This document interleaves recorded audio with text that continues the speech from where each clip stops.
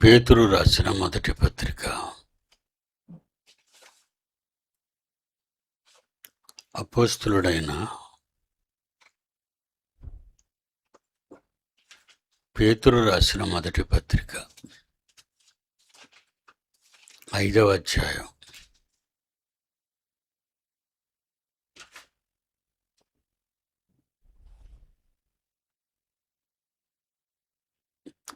పేతురు గారు రాస్తూ, తోటి పెద్దను, క్రీస్తు శ్రమలను గూర్చిన సాక్షిని, బయలుపరచబడబో మహిమలో యేసు వచ్చినప్పుడు పాలివాడనైన నేను మీలోని నాలాంటి పెద్దలను హెచ్చరించుచున్నాను.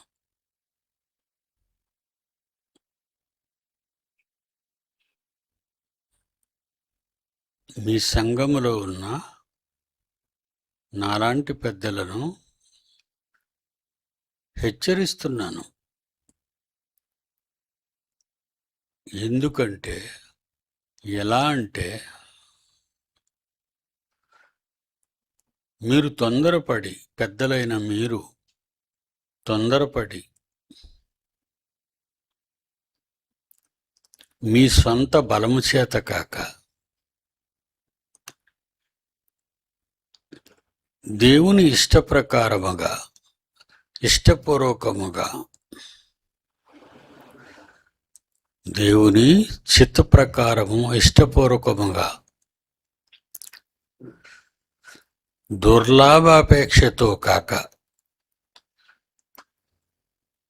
సంఘాన్ని పిండుకు తినటానికి కాకుండా స్వార్థ ప్రయోజనాల కొరకు డబ్బులు దండుకోక సిద్ధ మనస్సుతోనూ మీ మధ్యనున్న దేవుని మందను బైబిలు ప్రకారము పై విచారణ చేయుచు దానిని కాయుడి. మీకు అప్పగింపబడిన వారిపైన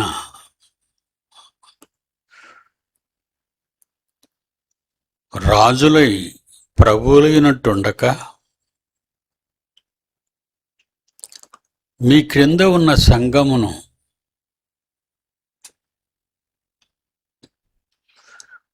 వారికి, అనగా ఆ మందకు మాదిరులుగా ఉండుడి.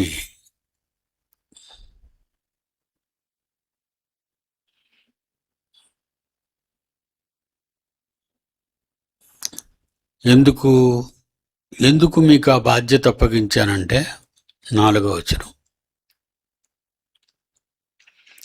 ప్రధాన కాపరి క్రీస్తు వారు ప్రత్యక్షమైనప్పుడు, మన దగ్గరకు వచ్చినప్పుడు, 2వ రాకడలో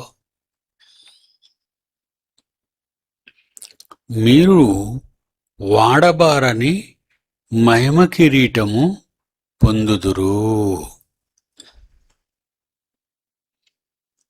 పెద్దలను హెచ్చరించాడు. ఇప్పుడు ఆ పెద్దల క్రింద ఉన్న సంఘాన్ని, మనల్ని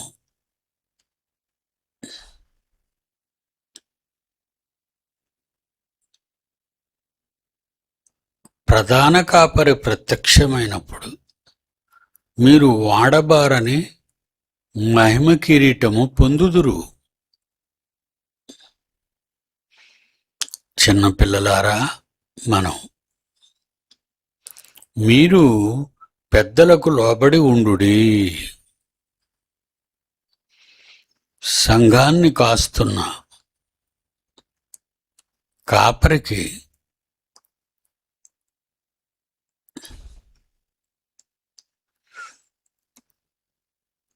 మీరు పెద్దలకు లోబడి ఉండుడి.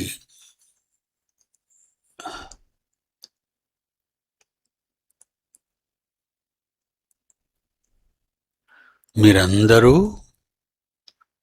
ఎదుటివాని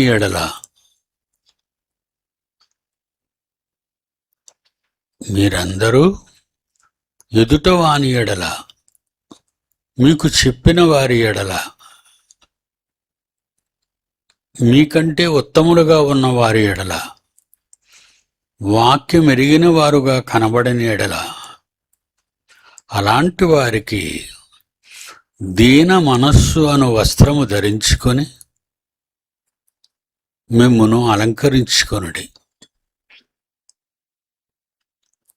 ఎందుకంటే దేవుడు అహంకారులను ఎదిరించి దీనులైన వారికి కృప అనుగ్రహించును.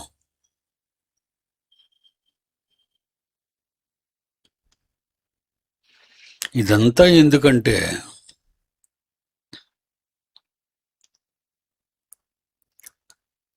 ఆయన బలిష్టమైన చేతి క్రింద 6వ వచనం, దేవుడు తగిన సమయమందు మిమ్మును హెచ్చించినట్లు ఆయన బలిష్టమైన చేతి క్రింద దీన మనస్కులై ఉండండి. ఇది నేను ఊరకే చెప్పటం లేదు. 7వ వచనం, ఆయన మిమ్మును గూర్చి తండ్రి. ఆయన అంటే తండ్రి, దేవుడు.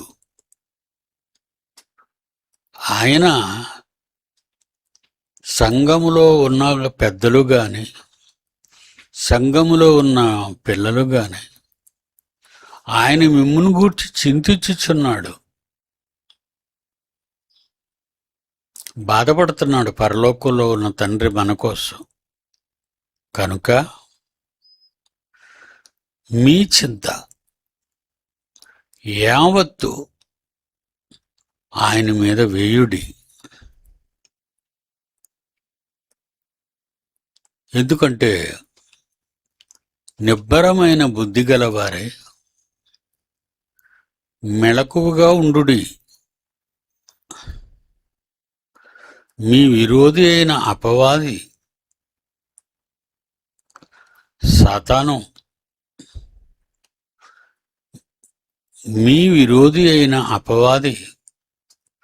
గర్జించు సింహము వలె ఎవరిని మృంగుదునా అని వెదకుచూ తిరుగుచున్నాడు.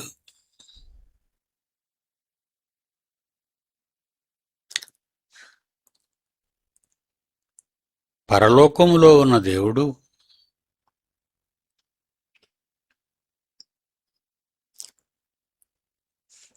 కోట్ల మంది ప్రపంచ జనాభాలో అతి కొద్ది మంది మాత్రమే దేవుని కొరకు వినుతున్నారు, చేస్తున్నారు, భయభక్తులు కలిగి బ్రతుకుతున్నారు. కోటాను కోట్లు దేవదూతలు లోకాలలో పరిపాలన, ఆ పరిపాలనతో దేవుడు తన కోట్ల మంది దేవదూతలతో విశ్వాన్ని, లోకాలను పరిశోధిస్తూ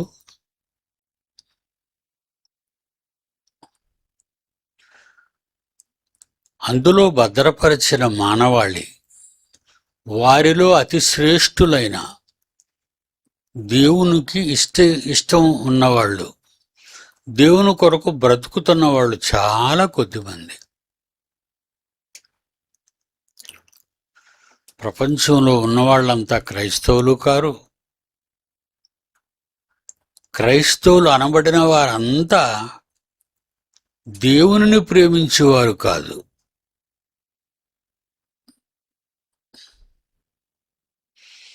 ఇవాళ ఆదివారం మనందరికీ సెలవు, పిల్లలందరికీ బడులు సెలవు. కనుక మనకెలాగూ సెలవు కనుక ఈ ఒక్కరోజైనా సంఘానికి వెళదాం అని సిద్ధపడిన వారే అన్ని సంఘాలలో కనిపిస్తూ ఉంటారు. వాళ్లలో ఎంతమంది దేవునికి ఇష్టలు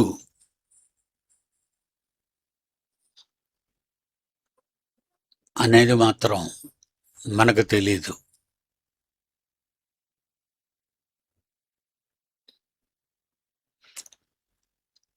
ఎవరు దేవునికి ఇష్టలు అని మనం అనుకుంటే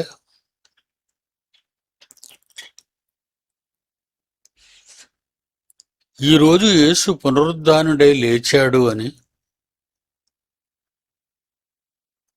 ప్రపంచం పండగ చేసుకుంటుంది. Very good.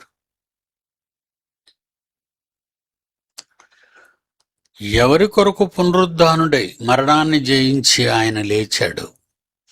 ఎవరి కొరకు?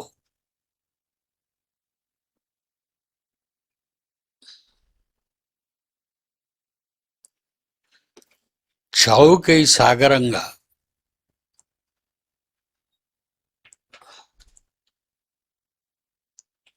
గాడిద పిల్ల మీద కూర్చొని ఆ రోజు సిలువ వేసిన యూదులే, ఆడవాళ్ళు, మగవాళ్ళు, పిల్లలు అందరూ ఆయనకి జై కొట్టమని చెబుతూ, జై కొడుతూ ఆయన ఎక్కడ చంపబడాలో అక్కడికి చేరుకున్నాడు. అంటే మృత్యువును సాహసోపేతంగా దేవుడు అప్పగించినటువంటి మహాబాధ్యతలలో అతి శ్రేష్టమైనది, ప్రపంచానికి అవసరమైనది, ఏదేనులో దెబ్బతిన్న కీర్తి ప్రతిష్టలు ఆదామవలో వాళ్ళ సంతానానికి కడపటి ఆదాముగా భూలోకానికి వచ్చి యేసు, ఆదాము ఏ మరణాన్ని ప్రపంచ మానవాళి అందరికీ శాపంగా అప్పగించాడో తన పిల్లల్ని,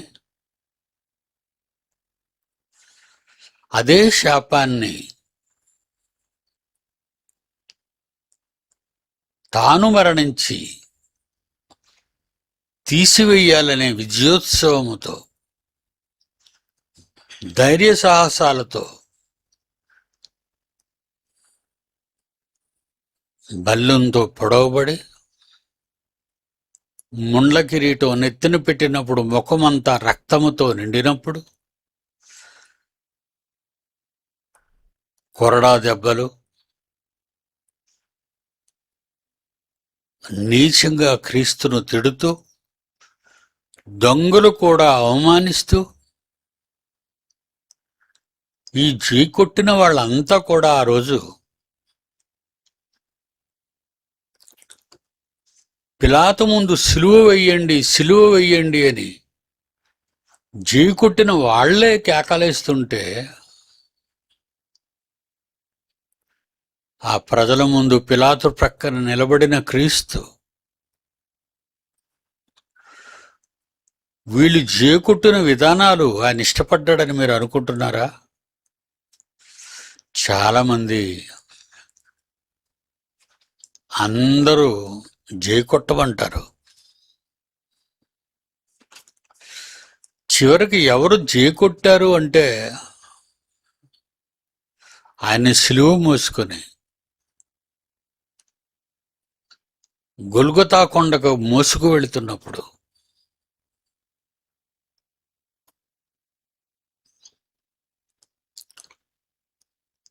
ఏడుస్తూ ఉన్న వీళ్ళే సిలువ వెయ్యండి అని పిలాతు ముందు సాక్ష్యం చెప్పారు. ఇది భక్తా? చెప్పండి, ఇది భక్తి అండి? కాదండి. జనాలు చూస్తుండగా జై కొట్టావని చెప్పుకునేవాళ్ళు, జనాలు చూస్తుండగా దేవుని ఆలయానికి వచ్చి ఆరాధించేవాళ్ళు, జనాలు చూస్తుండగా ఈ రోజైనా దేవుని దగ్గరికి వచ్చానని ఆనందంలో మునిగిపోయిన వాళ్ళు,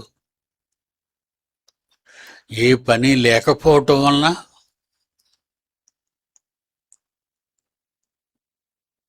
మనం దేవుని సన్నిధికి వెళ్ళాలని ఎక్కడో తమ మనసులో చిన్నది చివుక్కుమన్నప్పుడు, మేము క్రైస్తవులం కదా మరి,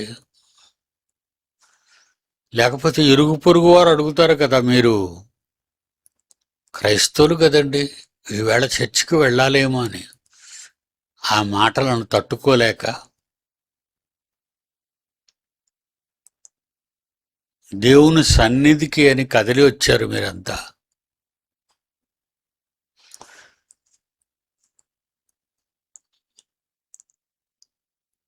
అప్పుడు అంటున్నారు ప్రభు, యెరూషలేము కుమార్తెలారా,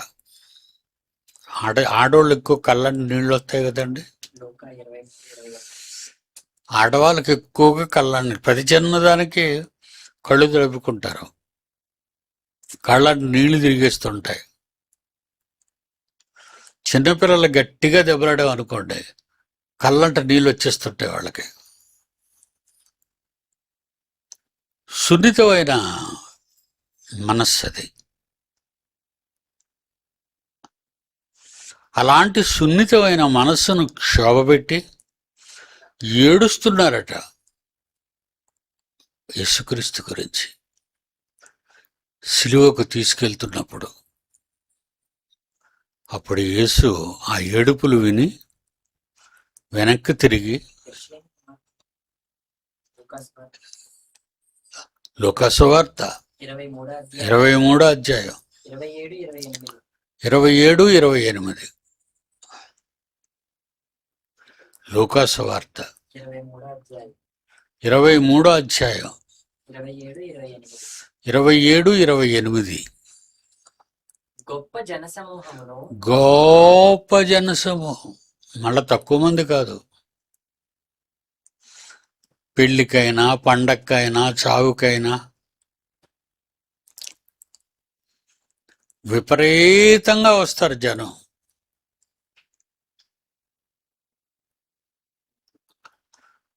అలా వచ్చిన వారు యేసు మరణించలేదు గనుక భయంకరమైన బాధలో ఉంటూ ఒక మాట చెప్పాడు ఆయన. ఏంటది? యెరూషలేము కుమార్తెలారా, నా గురించరా ఎందుకు ఏడుస్తున్నారు? నేను చెప్పాను కదా లేచిపోతానని. మరణాన్ని జయించి మీకోసం, మిమ్మల్ని మరణము నుండి తప్పించటానికి, ఆదాము వలన ఏ మరణము ప్రారంభ మానవాళికి వచ్చిందో అదే మానవాళికి మృత్యు భయము నుండి కాపాడడానికి మీ అందరికీ బదులుగా నేను మరణించడానికి వెళ్ళేటప్పుడు మీరు సంతోషించాలే కానీ ఏడవనవసరం లేదు.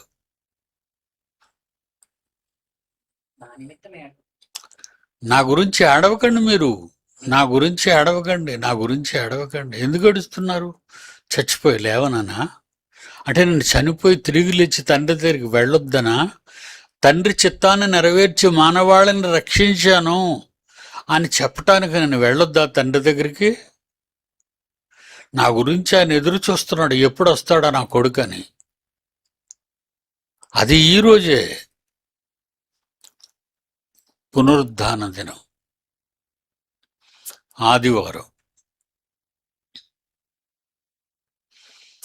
మీరు ఒక పని చేయండి, నేను చాలా బాగున్నాను, నా గురించి అడగకండి.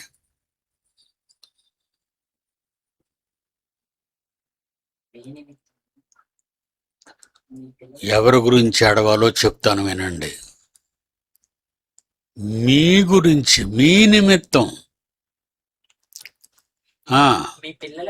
మీ పిల్లల నిమిత్తం, మీ పిల్లలు మీకు పుట్టబోయే సంతానం మంచిది కాదు.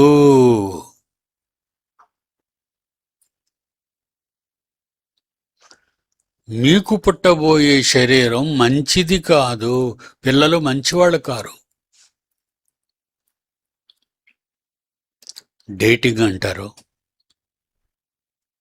మత్తుమందులు అంటారు,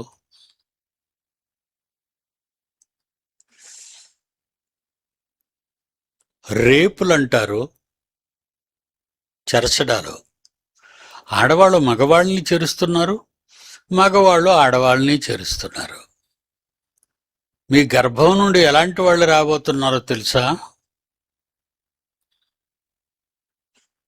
మళ్ళా గుడ్ ఫ్రైడే చేస్తారు, ఈస్టర్ సండే చేస్తారు, నేను పుట్టానని క్రిస్మస్ చేస్తారు. కానీ మీరు కనే పిల్లల మీద ఏ రకమైన శ్రద్ధ గాని, భక్తి గాని, వాక్యము గాని వాళ్ళకి నేర్పించరు కదా. లక్షల రూపాయలు ఈ లోక పిచ్చి జ్ఞానానికి నేర్పిస్తున్న కళాశాలలకు కడుతూ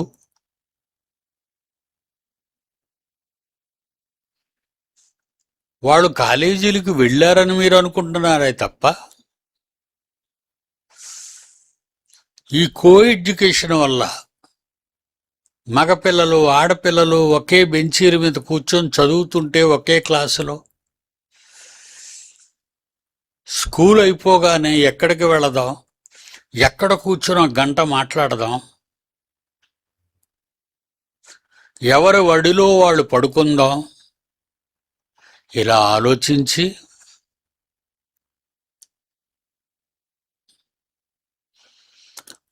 పనులున్నాయని అబద్ధాలు చెప్పి తల్లిదండ్రులకు, కన్నవారికి, ఎందుకంటే సరిగ్గా పెంచలేదు. కన్న తల్లిదండ్రులు పిల్లల ఎడల బాధ్యత లేదు.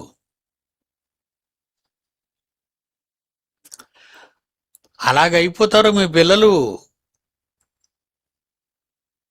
మీ పెంపకం మంచిది కాక.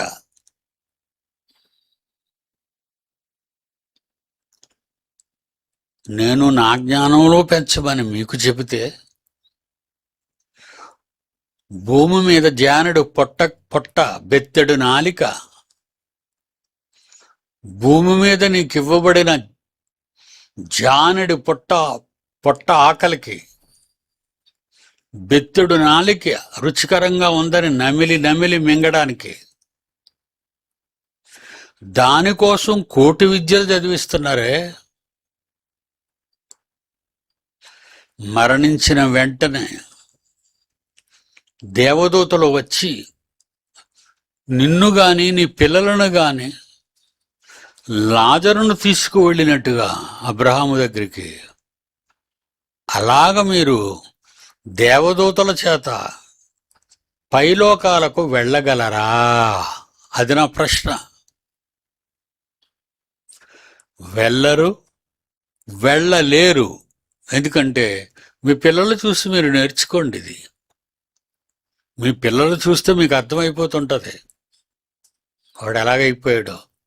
వాడి మాటల్లో చూడు, వాడి ప్రవర్తనలో చూడు, ఆమె మాటల్లో చూడు, ఆమె నడతల్లో చూడు.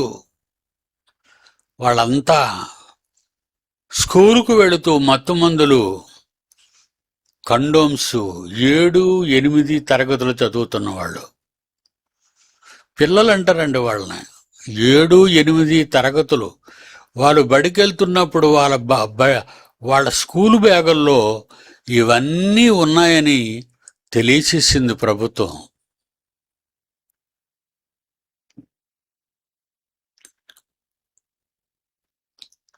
చెవులకు బంగారం ఉందో లేదో చూస్తారు, మెడలో వేసిన చైన్ ఉందో లేదో చూస్తారు, బట్టలు నిండుగా ఉన్నాయో లేదో చూస్తారు. కానీ వాళ్ళ నడవడిని పరిశీలించరు. అందుకే అడ్డదిడ్డమైన పనులు. ప్రేమలు ఎప్పటి నుంచి? చిన్నప్పటి నుంచే, హై స్కూల్ నుంచే ప్రేమలు మొదలెడతారు.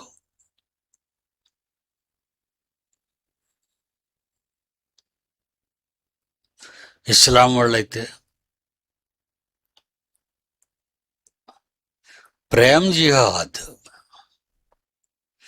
జిహాద్ అంటే దేవుని కోసం చావటం. జిహాద్ అంటే దేవుని కొరకు చావటం. అలా అని ఒక ముస్లిం కాని ఆడపిల్లను ప్రేమించి ఆమెను పెళ్లి చేసుకొని నీ భారీగా కాపురం చేస్తూ ఆమెను చంపేయాలి, లేదా ఎక్కువ మంది ఆడపిల్లలను కానీ వాళ్ళను కూడా ఇస్లాముగా మార్చేయాలి. అదే ప్రేమ జిహాద్. ఇలాంటివన్నీ సమాజంలో విషపం వృక్షాలు పెరిగినట్టు పెరిగిపోతుంటే, క్రైస్తవులారా మీరేం చేస్తున్నారు చెప్పండి మీ పిల్లల్ని? నేను ఎక్కువగా పిల్లల మీద పెట్టానండి. ఎందుకంటే తల్లిదండ్రులను మిమ్మల్ని మార్చలేము. మీరు మారతారా? తిరగబడతారు. అందుకే ఇందాకటి చదివించాను. తోటి పెద్దను క్రీస్తు శ్రమలను గూర్చిన సాక్షిని బయలుపరచబడబో మహిమలో పాలివాడనైన నేను మీలోని పెద్దలను హెచ్చరించుచున్నాను. బలిమి చేత కాక దేవుని చిత్త ప్రకారము దేవుని ఇష్టపూర్వకముగాను దుర్లాభ అపేక్షతో కాక సిద్ధపడిన మనస్సుతో మీ మధ్యనున్న దేవుని మందను పై విచారణ చేయొచ్చు దానిని కాయుడి. అందుకే మిమ్మల్ని కాస్తున్నాను నేను. నాకేమైనా సరదా అండి మిమ్మల్ని కాయటం? నెలకింత జీతం అని ఏమైనా కడుతున్నారా? కాలేజీ కట్టినట్టు కానీ యూనివర్సిటీ కట్టినట్టు కానీ ఏమీ లేదు. కొంతమంది పిల్లల్ని పంపడమే మానేశారు. మా పిల్లలకు దేవుని బడి వద్దు, మా పిల్లలకు దేవుని జ్ఞానం నేర్పించకండి. మహాజ్ఞాని అయిన సొలొమోను ప్రసంగి గ్రంథాన్ని రాస్తూ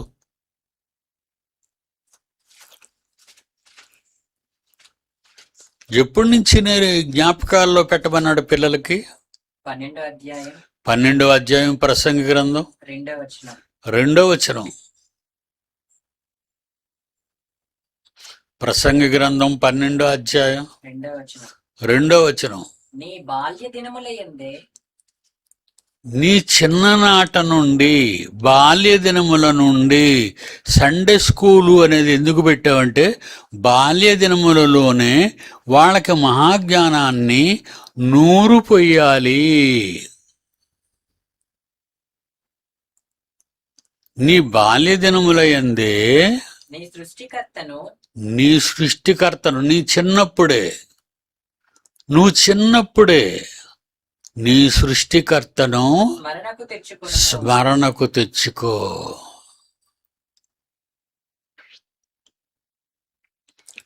ఎప్పుడు తెచ్చుకోమన్నాడు స్మరణకి? నీ బాల్య దినములయందే. ఇక తల్లిదండ్రులారా, మీరు మీ బాల్య దినములయందే సృష్టికర్తను జ్ఞాపకం లేని వాళ్ళు. మీరు నేర్చుకోలేదు. మీరు ఎలిమెంటరీ స్కూల్కి వెళ్ళడం నేర్చుకున్నారు, పక్కనున్న బడికి వెళ్ళడానికి నేర్చుకున్నారు, ట్యూషన్లో చెప్పించుకొని జ్ఞానాన్ని నేర్చుకుంటున్నారు డబ్బులు ఇచ్చి. మీరు పెద్ద అయిపోయారు. ఇక మీకు పుట్టిన పిల్లల్ని బాల్యదినముల నుండే దేవుని కొరకు సృష్టికర్తను వాళ్ళ జ్ఞాపకాలలో పెట్టాలి అన్న మహాజ్ఞాని అయినటువంటి సొలొమోను, మరి ఆయన మాటలు దేవుడు చెప్పిన మాటలేగా, మరి అవేవైనా మీరు ఆలోచిస్తున్నారా? మీరు ఆలోచించరు. ఇవాళ ఈస్టర్ కదా, వెళ్దాం, యేసుప్రభు లేచాడు, హల్లెలూయా, దేవునికి స్తోత్రం. ఎందుకు లేచాడు? ఎందుకు లేచాడమ్మా?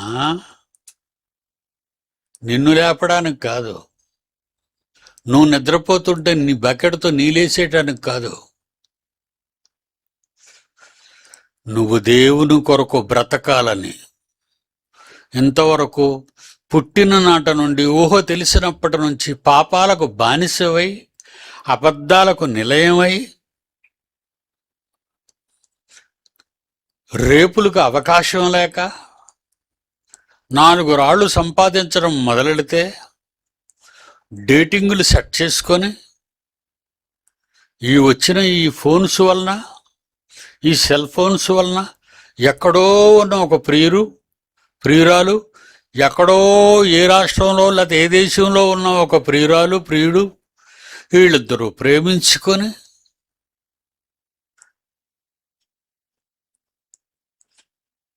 వీళ్ళిద్దరూ డేటింగ్లు ఏర్పాటు చేసుకుంటారు. మరి మన ఇద్దరం దూరంగా ఉన్నాం కదండి. సంవత్సరంలో ఏదో ఒక రోజు ఎక్కడో ఒక దగ్గర ఇల్లు తీసుకొని మన ఇద్దరం కాపురం చేద్దామండి. అదండి డేటింగ్ అంటే. అంటే పెళ్ళయ్యాక చేయవలసినటువంటి ఈ పాతివ్రత్యం అనేది పెళ్లికి ముందే చేస్తారు వీళ్ళు. మీరు అనుకుంటున్నారు మా పిల్ల స్కూలు వారు ఎక్కడికో తీసుకెళ్ళారండి పిక్నిక్కి అని మీకు అబద్ధం చెప్పి, తల్లిదండ్రులకు అబద్ధం చెప్పి, డబ్బులు కూడబెట్టి, ఊర్లు ప్రయాణం చేసి, దాంపత్యాలు చేస్తూ ఇళ్ళకి చేరుకుంటారే, వాళ్ళ మీరు వాసన చూసి చెప్పగలరా ఏం చేశారో, ఏం చేసి వచ్చారో? అబ్బాయి నా కూతురండి, అలాంటిది కాదండి, నా కూతురు అలాంటిది కాదు. మరి ఎవరు నీ కొడుకును కన్నా తండ్రి ఏమంటాడు? అమ్మమ్మ నా కొడుకు అస్సలు అలవాటు లేవండి, ఆడ సీసాలు తాగేసి ఇంటికొచ్చి వాడి గదిలో పడుకుండిపోతే ఎందుకు తినవురా అని తల్లి అడక్క, ఆడికి మంది ఎక్కువైపోయింది.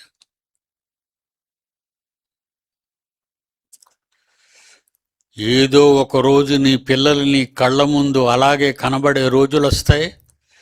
నేను ఉన్నా లేకపోయినా మీ జ్ఞాపకాల్లో పెట్టుకోండి. ఇది మొక్కై వంగనది మరానుగా మారితే నరకాలే తప్ప వంగదు. మొక్కై వంగనది. మొన్న ముక్కలు చేసి తలకాయ అడివరంలో కాల్చి మిగతా శరీర భాగాల్లో ముక్కలుగా చేసి 3 సంచుల్లో నింపేసి ఫ్రిడ్జ్లో పెట్టాడే కానీ భయపడిపోతున్నాడు. వాడిని అలా పెంచారు. వాడి ఇల్లు ఎక్కడా? కైలాసపురం. ఏమండి, ఒక విషయం చెప్తాను. మాస్ ఏరియాలో జీవించే వాళ్ళు వాళ్ళ పిల్లల గురించి బహు జాగ్రత్తగా ఉండాలి. రాత్రికి దొంగలు వచ్చి ఇల్లు దోచుకుంటారేమని కిటికీలు, ద్వారాలు, అన్ని గడియలు, అడ్డగడియలు, నిలువు గడియలు పెట్టి పండుకుంటారే మీ ఇంటి భద్రత కోసం. మీ పిల్లల భద్రత మీకు అవసరం లేదా? దానికి కిటికీలు లేవు, ద్వారబంధాలు లేవు, అడ్డ గడియలు లేవు, నిలువు గడియలు లేవు. మా అమ్మి అంటది, ఏమ్మా ఏం బంగారం, ఈ మధ్యన అది వాడుతున్నారు బంగారం అట, చెడిపోయిన బంగారం, అది రాగో ఇత్తడో ఇను రోల్డ్ గోల్డ్, నువ్వు అనుకునే బంగారం కాదు అది. ప్రియుడేమో కైలాసపురం, ముక్కలైపోయిందేమో తాటి చెట్లపాలెం, పక్క ఊర్లే. 4 సంవత్సరాలు ప్రేమ,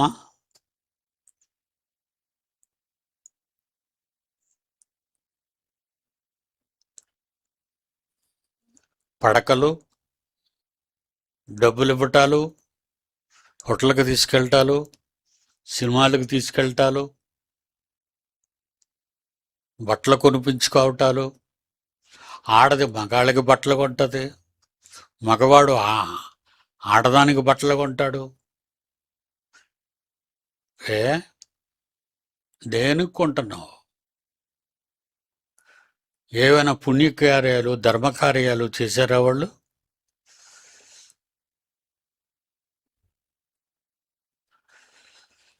ఏమంటున్నాడు సొలొమోను? నీ బాల్య దినముల యందే నిన్ను పుట్టించిన దేవుడున్నాడే, జ్ఞాపకాలలో పెట్టుకో, ఎప్పుడు జ్ఞాపకాలలో పెట్టుకో, జ్ఞాపకాలలో పెట్టుకో.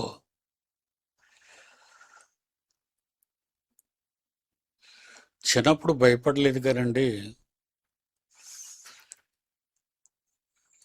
స్నేహితులతో తిరిగాను, ఇంత దారుణాలు లేవండి. అప్పుడు పిల్లలతో తిరిగాను,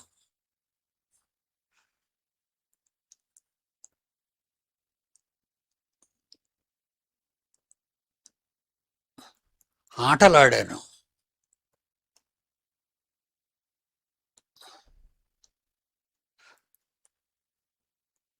పాటలు పాడాను.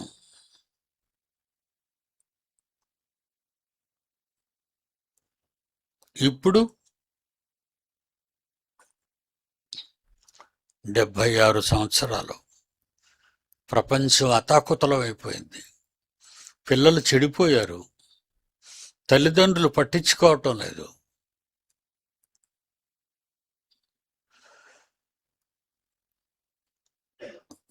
జాగ్రత్త. యేసు లేచాడు కదా మీకోసమే, లేచి ఎక్కడున్నాడో వెతకండి. దేవుడు మీకు దొరికే కాలం వస్తుంది, దేవుడు మీకు దొరుకుతాడు తప్పనిసరిగా వెతికితే. గొర్రెను వెతకడానికి వెళ్ళాడు గనక ఆ రాత్రి అరణ్యంలో ఒక గొర్రె కదా తప్పిపోయింది, 99 గొర్రెలు వచ్చేసాయి కదా. మనలా బతికించకుండా, సోమరితనం చూపించకుండా, దొరికినంత వరకు వెతికాడండి ఆయన. అందుకే బైబిల్లో యెషయా గ్రంథం చివరిగా, యెషయా గ్రంథం 55వ అధ్యాయం 6వ వచనం, యెషయా గ్రంథం 55వ అధ్యాయం 6వ వచనం, కన్న తండ్రి అయిన దేవుడు మీకు దొరికే కాలమందు ఆయనను వెతకుడి, ఆయనను వెతకుడి. దొరికే కాలం ఉంటాయి. మామిడి పళ్ళు దొరికే కాలం ఎండాకాలం. మామిడి పళ్ళు అన్ని కాలాల్లో దొరకవు. అసలు సిసలైన ఒరిజినల్ మ్యాంగో ఫ్రూట్ కావాలంటే అది సమ్మర్లోనే కాస్తాయి, అతి రుచికరంగా.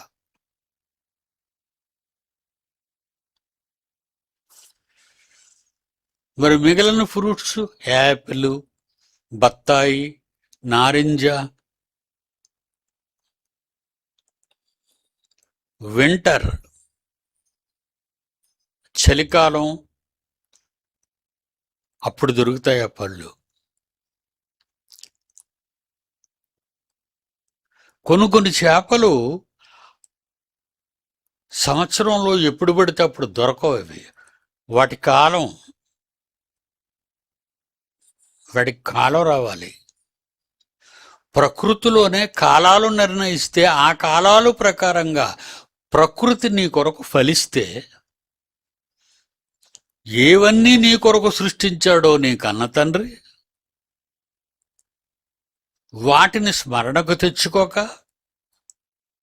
తినడానికి నిన్ను, పండడానికి చెట్లను దేవుడు కలిగించి నీకిస్తే, నువ్వు పూర్తిగా అన్నీ తినేసి ఏ కాలంలో వచ్చిందైనా విడిచిపెట్టకుండా తిని తిని తిని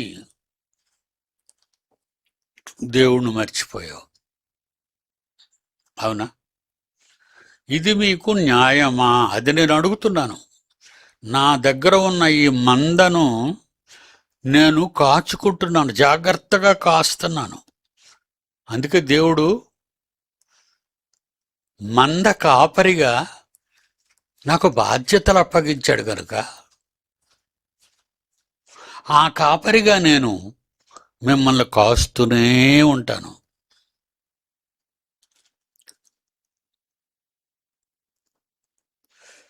మీ దగ్గర డబ్బులు దండుకోవటానికి కాదు. నా పిల్లల్ని నేను పరలోకానికి తీసుకెళ్ళాలి. నా పిల్లల్ని నా దేవుని వైపు తిప్పాలి. నా పిల్లల్ని ఆరోగ్యాన్ని కాపాడుకునేటట్టుగా నేను అనేక సంగతులు చెప్పాలి. ఇవన్నీ ప్రతి వాక్యోపదేశకుడు, ఆడవాళ్ళు కానీ మగవాళ్ళు కానీ ఇవి మనస్సులో పెట్టుకొని మీ కింద మీ మాట వింటున్న మీ పిల్లలైన వారందరికీ ఇలాంటి బోధే చేయాలి.